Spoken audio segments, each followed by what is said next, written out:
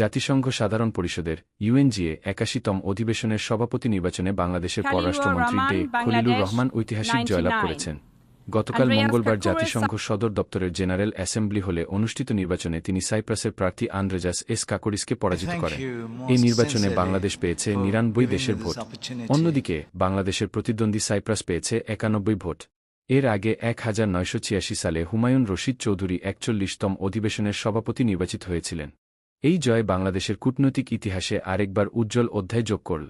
হুমায়ুন রশিদ চৌধুরীর পর জাতিসংঘ সাধারণ পরিষদের সভাপতির পদে ফের বাংলাদেশি নেতৃত্ব প্রতিষ্ঠিত হল। কূটনৈতিক বিশ্লেষকরা মনে করছেন, এই জয় শুধু বাংলাদেশের জন্য নয়, পুরো উন্নয়নশীল বিশ্ব ও গ্লোবাল সাউথের জন্য এক বড় অর্জন। এটি বহুপাক্ষিকতা, জলবায়ু, ন্যায়বিচার, শান্তি ও সমতার এজেন্ডাকে আরও শক্তিশালী করবে। দৈনিক প্রচারের সকল আপডেট পেতে ফেসবুক পেজ ফলো ও ইউটিউব চ্যানেল সাবস্ক্রাইব করুন।